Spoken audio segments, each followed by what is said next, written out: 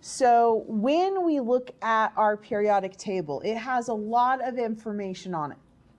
So if I look at the one that I gave you guys in class, it has things like the atomic number, the atomic weight, but it also has a lot of more interesting things.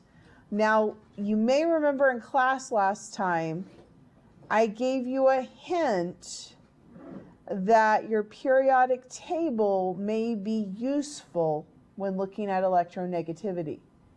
If you look at your specific periodic table, the one I gave you, on the right-hand side, it actually has the Pauling value for the electronegativity of that specific element. So you have the electronegativity values that you can compare between elements in the periodicity assignment. Does that make sense? So when we are looking at the electrons, though, the electron configuration was not always as clear. So if I looked at lithium, lithium had 3 electrons, and we're like, okay, well, that is 1s squared and 2s to the first. But if I look at it at my periodic table, it says something different. It says, okay, well, that's going to be helium inside the little weird square brackets, and then 2s to the first power. So what does this mean?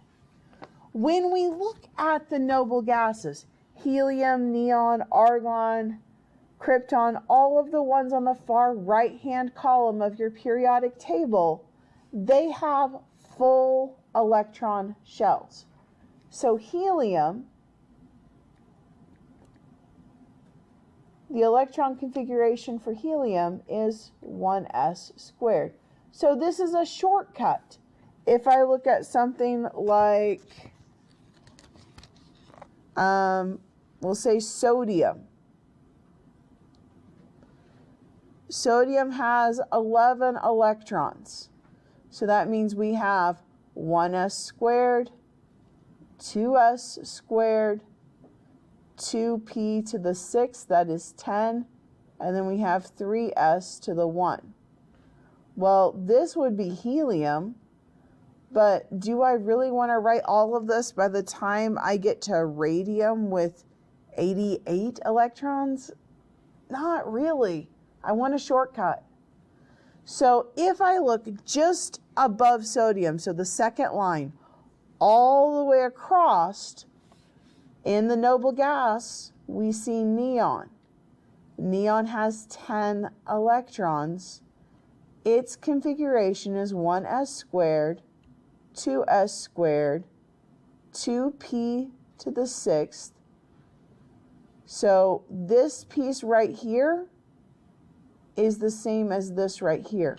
So I could, dare I say, shortcut sodium's electron configuration by saying, okay, I have neon and all of its configuration, and then after that, I'm going to tack on the electron configuration that's different.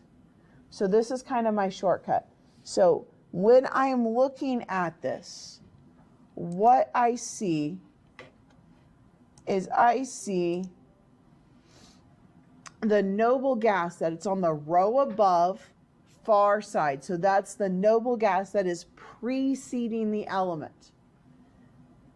That is what this piece right here is. That is the noble gas that is preceding the element. It's the full electron shells. Then I have the last energy level that we're putting electrons into. This is going to be the last sublevel we're putting electrons into, and how many electrons we're putting there. Does it make sense why we use this shortcut?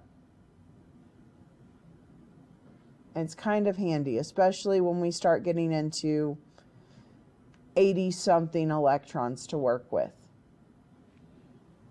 So that will help you finish out the periodicity assignment. That's those 4 lines that we were looking at that had this kind of an example.